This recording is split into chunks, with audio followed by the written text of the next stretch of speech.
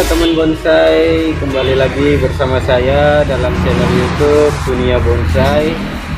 Pada kali ini saya akan membuat video manfaat pruning untuk pohon waru.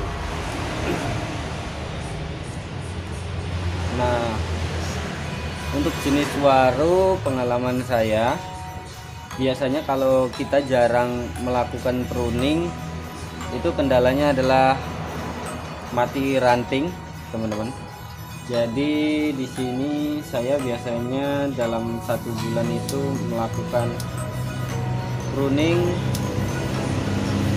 minimal sekali, karena kita ketahui daun waru ini kan besar-besar, teman-teman. Jadi kalau kita jarang melakukan pruning, maka ranting-ranting yang di bawah ini untuk asupan nutrisi dari sinar matahari sendiri itu tidak masuk, jadi pertumbuhan terhambat dan bisa seringnya malah mati ranting.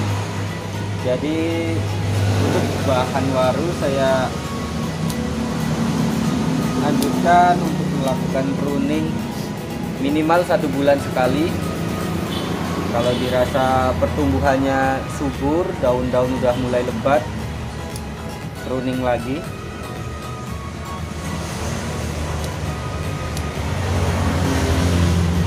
Nah, untuk pruning juga itu menurut saya untuk mempercepat perantingan, karena semakin banyak kita pruning, tunas-tunas baru itu akan banyak bermunculan. Nah, untuk pohon waru saya termasuk sangat suka kalau untuk pruning pohon waru. Di sini walaupun daunnya lebat, kita cepat untuk melakukan pruningnya.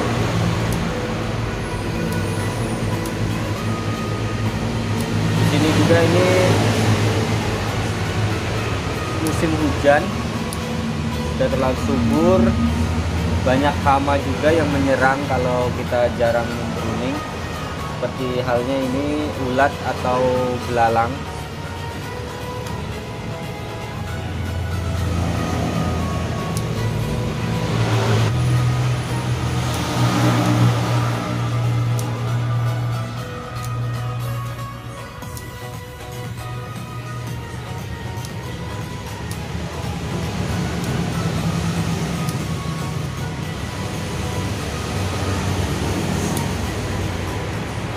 Selain untuk pruning, kita juga untuk menyeleksi batang-batang atau cabang-cabang tunas-tunas baru yang tidak terpakai, kita buang saja, teman-teman, karena ini saya rasa menghambat pertumbuhan.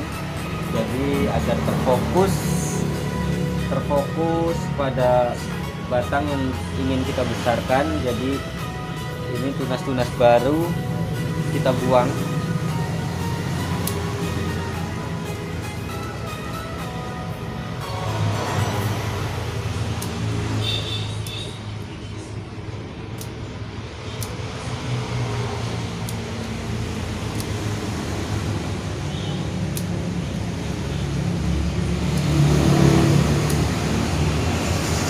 Saya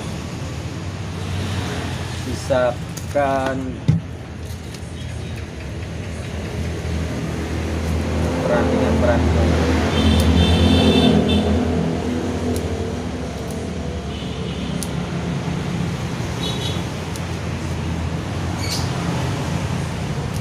Nah, untuk waru lokal, kelemahannya menurut saya dibandingkan dengan waru impor, untuk perantingan dan mata ruas itu lebih panjang-panjang, lebih lebar.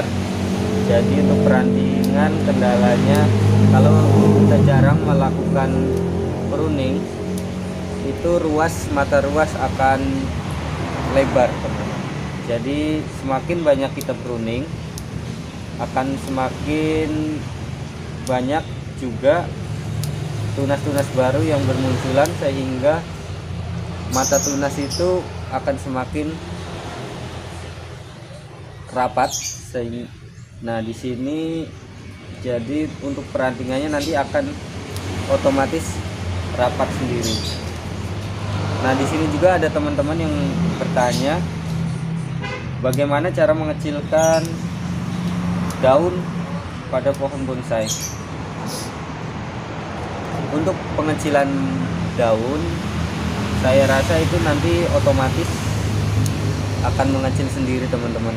Semakin banyak ranting, semakin rapat, nanti daun itu otomatis akan mengecil secara sendirinya.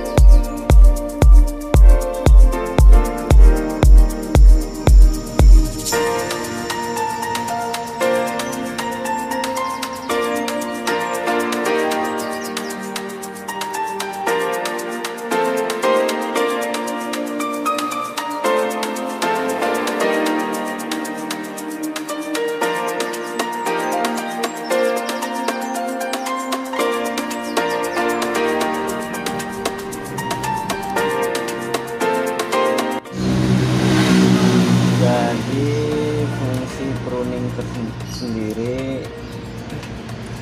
menurut saya adalah untuk memberi kesempatan tunas-tunas baru mendapatkan nutrisi dari mendapatkan sinar matahari sehingga pertumbuhan mereka tidak terhambat. Jika kita jarang pruning, apalagi untuk pohon waru yang daunnya besar, maka yang di bawah ini yang tunas-tunas baru akan tertutup sehingga matahari tidak bisa menjangkau secara maksimal. Jadi pertumbuhan akan terhambat dan cenderung nanti kalau dibiarkan lama-kelamaan akan mati ranting. Jadi untuk pruning banyak manfaatnya untuk menambah atau memacu tunas-tunas baru berkembang atau bahkan tumbuh untuk menambah ranting-ranting. Ini juga banyak yang mengatakan pruning itu bisa mengecilkan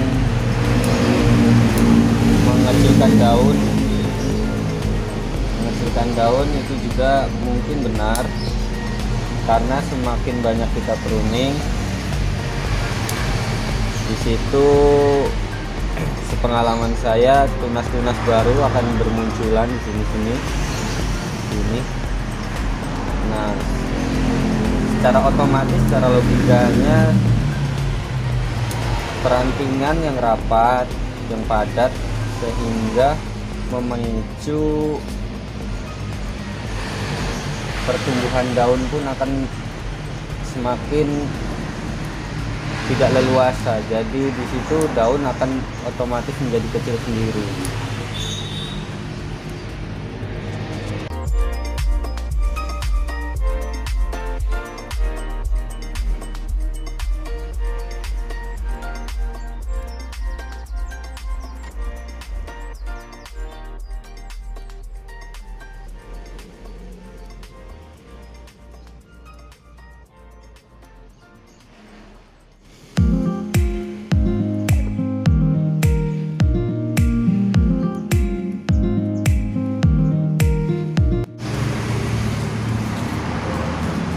Teman-teman, di sini juga ada beberapa rekan atau teman saya yang mulai ingin belajar bonsai. Mereka bertanya, ketika pruning apakah ujungnya harus dipotong atau tidak? Di sini saya menjawab, ini tergantung nantinya. Kalau dirasa batangnya sudah cukup ranting-rantingnya besarnya ini segitu, bisa kita potong. Tapi ketika masih dalam proses pengelosan, maka biasanya saya tidak potong, jadi saya biarkan saja.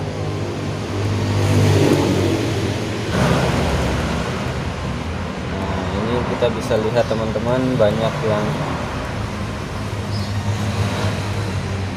mati ranting.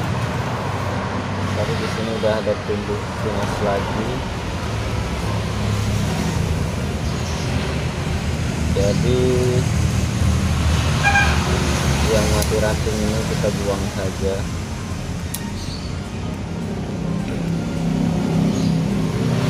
Ini juga sekaligus kita pemilihan batang atau cabang yang akan kita pakai atau yang tidak kita pakai.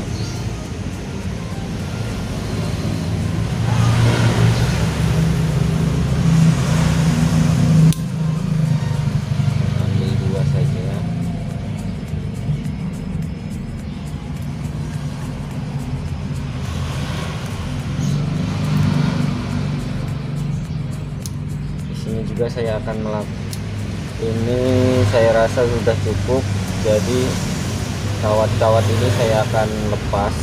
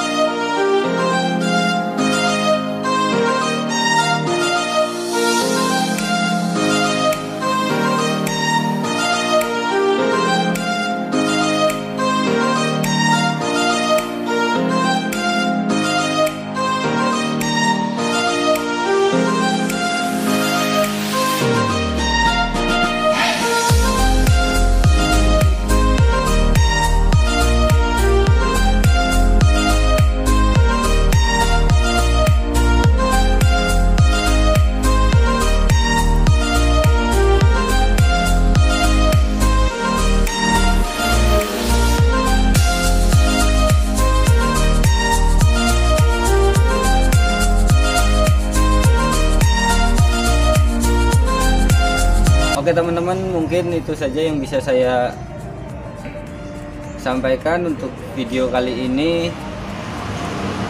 Terima kasih telah mengikuti terus video-video saya.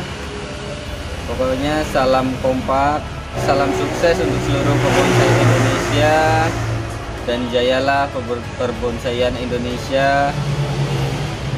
Sampai jumpa di video berikutnya.